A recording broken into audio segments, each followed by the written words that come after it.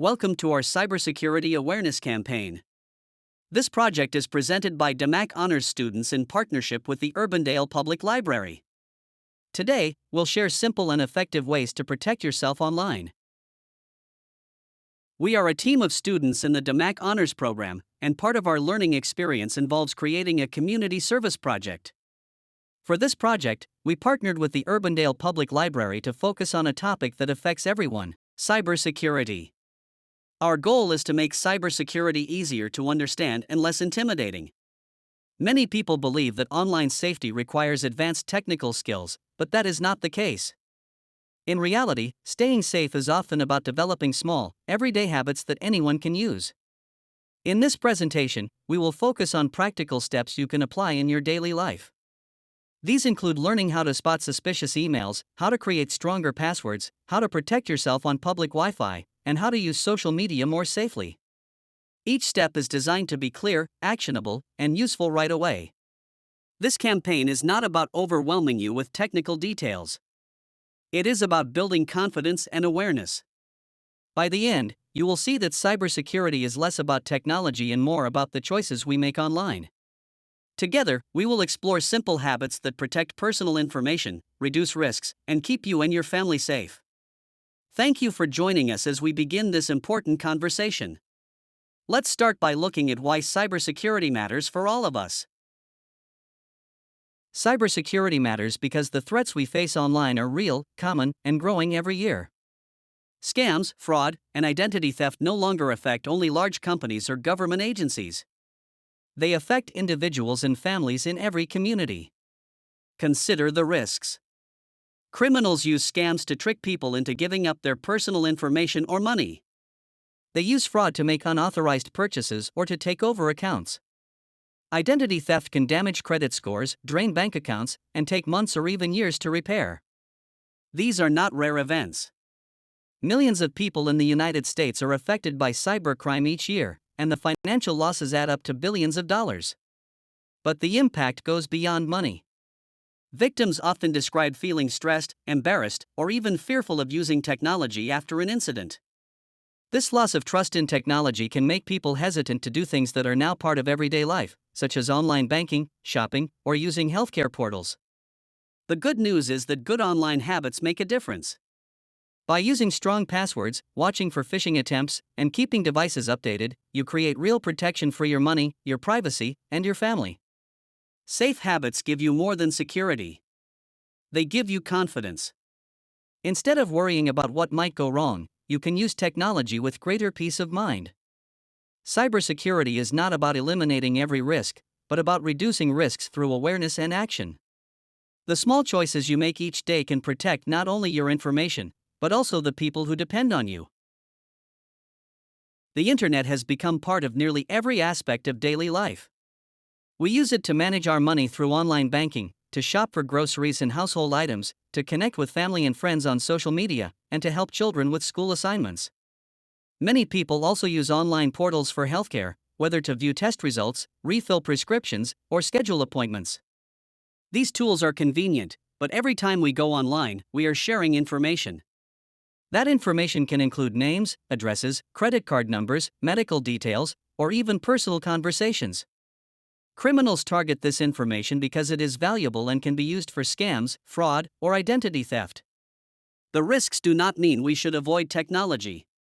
Instead, they show us why it is important to understand how to stay safe while using it. Just as we lock the doors to our homes and keep our wallets secure in public, we also need to protect our digital lives. Cybersecurity in daily life is not about complicated systems. It is about forming habits that match our routines. For example, using strong passwords protects your banking accounts, learning to spot phishing protects your email, and keeping your devices updated protects your healthcare information. By practicing these habits, we can enjoy the convenience of technology while reducing the risks. Cybersecurity is part of modern life, and when we learn how to manage it, we make technology work for us instead of against us. One of the most common online threats today is phishing. A phishing email is a fake message designed to trick you into giving away personal information, such as your login details, credit card number, or even your social security number. Phishing works because the messages look real. Criminals copy the logos, colors, and style of trusted companies or banks. They may even use email addresses that appear very close to the real thing. At first glance, the message seems official, but hidden inside are dangerous links or attachments. The goal of phishing is simple: to get you to click without thinking. Some emails try to scare you with warnings like your account has been locked or unusual activity has been detected. Others may try to tempt you with fake rewards such as gift cards, prizes, or discounts. All of these are tricks to get your attention and make you act quickly. Opening a phishing link can take you to a fake website where you are asked to enter your username and password. If you type them in, the criminal instantly has your account. Downloading an attachment from a phishing email can also install malware, giving hackers access to your computer or files. The best protection against phishing is awareness. Stop and look carefully before you click. Ask yourself, was I expecting this email? Does the message feel urgent or threatening? Does the link or attachment seem suspicious? If the answer is yes, it is safer to delete the email or verify directly with the company through their official website. Phishing emails are everywhere, but once you know what to look for, they become much easier to spot and avoid. Let's look more closely at how phishing works. A phishing message is designed to look real enough to trick you, but when we slow down, the red flags appear. First, check the sender's email address. A real company email usually ends with their official domain, like at Amazon.com or at DMACC.edu. Phishing messages often come from strange or slightly misspelled addresses, like adam@0nsupport.com with a 0 instead of an O. Second, notice the tone of the message. Phishing relies on urgency and fear. It may say, "Act now or your account will be closed," or "We noticed unusual activity, click here immediately." Real companies rarely use threatening or panicked language. Third, look at the links inside the message. Hover your mouse over the link before clicking. A phishing link may say www.amazon.com in blue text, but when you hover, it reveals a totally different address, usually a long or unfamiliar one. That's a warning sign. Another red flag is unexpected attachments. If an email you weren't expecting includes a file to download, don't open it. These often contain malware designed to infect your computer. The safe response to any suspicious message is this: don't click, don't reply. Instead, open your browser and go directly to the official website by typing the address yourself. For example, if you get an email from your bank asking you to confirm information, ignore the link. Type your bank's website address directly into your browser. Remember the campaign phrase: stop, think, connect. Always pause before acting. Ask yourself, does this email make sense? Was I expecting this message? Is this how the company normally communicates? If the answer is no, treat it as suspicious. Most importantly, if something feels off, trust your instincts. It's better to delete a message than to risk losing personal information. Passwords are the keys to your digital life. A weak password is like leaving your front door not just unlocked, but wide open. Hackers don't need to be geniuses to get in, they simply take advantage of the fact that many of us choose convenience over security. Here's how it works: criminals use automated tools called password crackers. These programs can try millions of password combinations every second. That means simple choices like 123456, password, or even your child's name can be guessed almost instantly. In fact, lists of the world's most common passwords are published every year, and hackers start with those. Another risk is reusing the same password across multiple accounts. Imagine you use the same password for your email, your bank, and your Facebook account. If just one of those websites is hacked and data breaches happen all the time, the stolen password gives criminals a master key to everything else. It's called a domino effect, and it's one of the most common ways hackers break in. Weak passwords don't just put you at risk. If criminals access your email, they can impersonate you and send phishing emails to your friends and family. So one weak password can ripple out and affect dozens of people around you. The good news is that strong passwords are not complicated to create. They just need to be longer, less predictable, and unique for every account. Later, we'll see practical examples of strong passwords and strategies like using passphrase or password managers. Remember, if your password is short, simple, or reused, it's not really a lock, it's an invitation. Hackers don't break in, they simply walk through the door you left open. Now that we've seen why weak passwords are risky, let's explore what makes a password strong. A weak password is short, predictable, or personal. Common choices include 123456, password, or even names of pets or children. Hackers know this, in fact, they keep lists of millions of leaked passwords, and these common ones are always at the top. If your password is on that list, it can be cracked in seconds. A strong password is different. It has 3 qualities: it's long, complex, and unique. Length matters most. A password that is 12 to 16 characters long is far stronger than one with just 6. Complexity adds layers. Mix uppercase and lowercase letters, numbers, and symbols. For example, instead of sunshine, you could use $on SH. In the 2025. Uniqueness protects you. Every account should have its own password. That way, even if one is stolen, your other accounts stay safe. One easy method is to create a passphrase, a string of random but memorable words. Something like coffee horse blue. Tree. This is both strong and easier to remember than a jumble of random characters. For those who struggle to keep track of many passwords, a password manager is an excellent solution. A password manager is an app that securely stores all your passwords and can even generate new ones for you. You only need to remember one master password, and the manager handles the rest. Popular options include LastPass, 1Password, or Bitwarden, many with free versions available. Here's a helpful way to think about it. A weak password is like a flimsy lock on your front door, anyone with a little effort can open it. A strong password is like a reinforced lock with a unique key. It takes effort to build, but it protects everything behind it. Public Wi-Fi is everywhere. You see it in coffee shops, airports, hotels, or even in some public parks. It feels convenient and free, but the reality is that it is not always secure. When you connect to a public network, your information may travel without strong protection. Hackers who are connected to the same network can use simple software to watch what you are doing. This is called sniffing. It allows them to see the websites you visit, the information you type, and sometimes even your login details. It is like sitting in a busy cafe and reading your credit card number out loud. Anyone nearby who is listening can take it. Another danger is something called a rogue hotspot.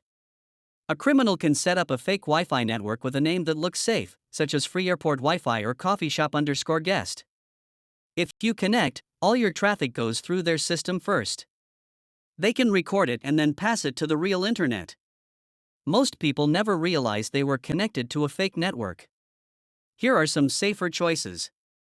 Do not log into sensitive accounts like banking, shopping, or healthcare while using public Wi-Fi. If possible, use your phone's data plan for tasks that involve personal information. A mobile connection is more secure than open Wi-Fi. If you must use public Wi-Fi, keep your activity light. Reading news or checking the weather is fine. Entering passwords or financial information is not safe. Consider using a virtual private network or VPN. A VPN encrypts your connection so even if someone is watching, the information looks scrambled and unreadable. Think of public Wi-Fi as a public space. It is fine for casual use, but it is not the right place to handle private or sensitive information.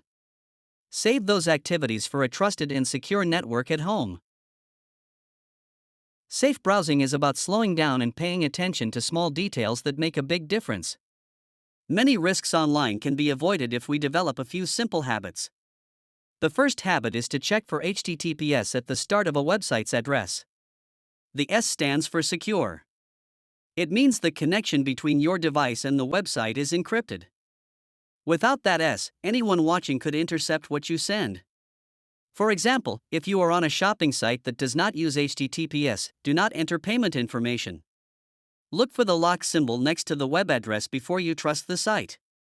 The second habit is to avoid suspicious websites. These often appear through pop-up ads or links that promise something too good to be true, such as free expensive products or miracle cures. If a site looks unprofessional, has many spelling errors, or feels pushy, it is safer to close it than to explore further. A good rule is, if you would not trust the store in real life, do not trust its website either. The third habit is to log out after you finish. especially when using a public or shared computer. Many people close the browser window without logging out, leaving their accounts open for the next person who uses that device. Logging out is the digital equivalent of locking the door behind you. Finally, when you are on public Wi-Fi, a VPN, or virtual private network, adds extra protection. A VPN creates a secure tunnel for your connection, making it much harder for anyone to watch or steal your information. Think of it as traveling in a private car instead of a crowded bus. Safe browsing does not require advanced knowledge. It requires attention, caution, and the willingness to walk away from sites or links that do not feel right. By practicing these habits, you protect not only yourself but also reduce the spread of harmful sites in your community. Oversharing on social media is one of the easiest ways criminals gather information. What feels like a friendly update to family and friends can also become a roadmap for scammers. Think about the kind of information people often share online: birthdays, addresses, the names of pets, favorite sports teams, or vacation plans. These details may seem innocent, but criminals can piece them together to answer security questions or guess passwords. For example, if someone knows your birthday and the name of your pet, they already have two of the most common password choices. Travel announcements are another risk. Posting pictures that say we're off to Florida for 2 weeks might get many likes from friends, but it also tells criminals that your home is empty. Some burglars look for exactly this type of information. Even small updates can add up. A public post showing where you work, where your kids go to school, and when you are out of town creates a complete picture of your daily life. Criminals do not need to hack your accounts when you are already giving them the details they want. So how do we stay safe? Avoid posting travel details until after you return. Share your vacation memories when you are back home, not while you are away. Be careful with personal milestones, like birthdays or anniversaries. Keep these posts visible only to close friends, not the public. Think twice before sharing photos that reveal locations, such as street signs or license plates. Review what you have already posted. Sometimes old posts still contain sensitive details. Remember, every post is a piece of your digital footprint. Oversharing gives criminals an advantage. Share proudly with friends, but protect your private information from strangers who may be watching. After understanding the risks of oversharing, the next step is to take control of your privacy settings. Social media platforms like Facebook, Instagram, and TikTok all give you tools to decide who sees your information. The problem is that many people never look at these settings, so by default their information is visible to far more people than they realize. Start by reviewing who can see your posts. Most platforms let you choose between public, friends only, or custom lists. Public means anyone can see your updates, even strangers. Friends only keeps your posts limited to your circle. For sensitive details like birthdays or family events, always choose friends only. Next, check location sharing. Many apps automatically attach your location to posts or photos. For example, posting a family picture that also says taken at Main Street Park tells the world exactly where you are. Turning off location sharing protects your privacy and reduces the amount of personal data being broadcast. Another important step is controlling profile visibility. On platforms like Facebook, you can decide whether strangers see your full friend list, your photos, or even your contact information. Limiting what is visible makes it harder for scammers to build a profile of your life. Finally, take a few minutes every few months to review old posts. Sometimes information shared years ago still sits online, waiting to be found. Many platforms now offer a bulk privacy checkup that lets you quickly update everything at once. Our campaign message here is simple: share with care. It does not mean stop sharing. It means take control of what you share, who sees it, and when. A few minutes in your privacy settings can protect you for years to come. Outdated devices are one of the biggest weaknesses in cybersecurity, yet also one of the easiest to fix. When a phone, tablet, or computer is not updated, it becomes a target for hackers. Here's why. Every piece of software has small flaws. When companies discover these flaws, they release updates, also called patches, to fix them. Hackers read those same update notes, which means they now know exactly what was broken and how to exploit it. If your device has not been updated, it is like leaving a broken lock on your door after everyone in town already knows how to pick it. Old software does not just apply to operating systems like Windows, iOS, or Android. Apps, web browsers, and even smart devices like televisions, routers, and doorbell cameras all need updates. Hackers often look for older versions because they are easier to break into. Outdated devices also increase the risk of malware. Many viruses are designed to attack systems that have not been patched. A single infection can lead to stolen information, locked files, or devices that no longer work properly. The solution is simple: when your device notifies you of an update, install it. Do not delay for weeks or months. Updates often take only a few minutes and can save you from major problems. Think of it this way: ignoring updates is like leaving your front door wide open. Installing them is like reinforcing the locks and closing the door firmly behind you. Updates are not optional extras. They are your first line of defense. Software updates are more than technical improvements. They are security repairs that keep your devices safe. An easy way to think about it is to compare your device to your home. If the lock on your front door breaks, you fix it right away. You would never leave a broken lock for weeks, especially if you knew burglars were walking the neighborhood. That is exactly what happens when you ignore updates. Every update closes gaps that hackers are actively looking for. Without them, your device is like a house with weak or missing locks. Criminals do not need to be clever, they simply enter through the vulnerabilities that are already known. This applies to phones, tablets, computers, and even the apps we use every day. A banking app, for example, may update to protect against new scams. If you do not install the update, your version may still have the weakness. Updates may feel inconvenient, especially when they take time or restart your device, but that short pause is far less costly than dealing with stolen data, locked files, or identity theft. Think of that loading bar during an update as your locks being reinforced and your doors being secured. Our campaign message here is simple: update to stay safe. Treat every update notification as an important security alert, not as an interruption. By keeping your devices current, you are closing the doors that hackers would otherwise walk through. Phones are no longer just for calls. They hold banking apps, shopping apps, medical records, family photos, and email accounts. In many ways, your phone carries more sensitive information than your computer. That is why hackers and scammers increasingly target mobile devices. The first rule of phone safety is to only install apps from trusted stores such as the Apple App Store or Google Play. These platforms check apps before they are listed. If you download from random websites or unofficial stores, you risk installing malicious apps designed to steal information. The second step is to check app permissions. Every app asks for certain access, but not all requests are reasonable. For example, a calculator app should not need access to your contacts or location. If an app asks for more permissions than it should, that is a warning sign. Be careful with text messages, often called smishing when used for scams. A text might claim to be from a delivery company or your bank, asking you to click a link. Just like phishing emails, these links often lead to fake websites or malware. Do not click. Instead, contact the company directly through their official app or website. Finally, always lock your phone. Use a PIN, fingerprint, or facial recognition.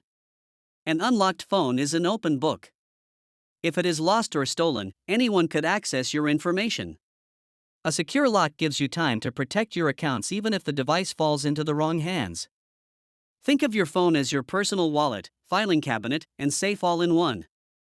Protect it with the same seriousness you would protect your house keys or credit cards.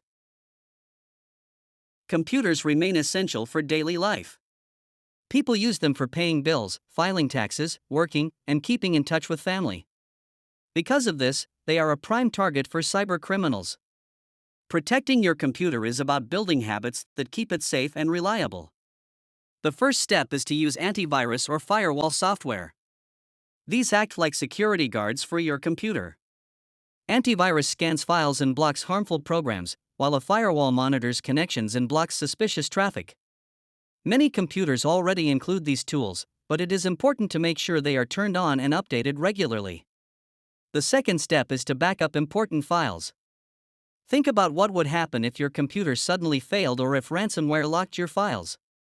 Backups give you a copy of your most important photos, documents, and work. You can use an external hard drive or a secure cloud service. What matters most is creating a routine so that your files are always safe. The third habit is to avoid downloading files from unknown websites. Many scams promise free music, games, or software but secretly install malware. If you are not sure a website is safe, do not download from it.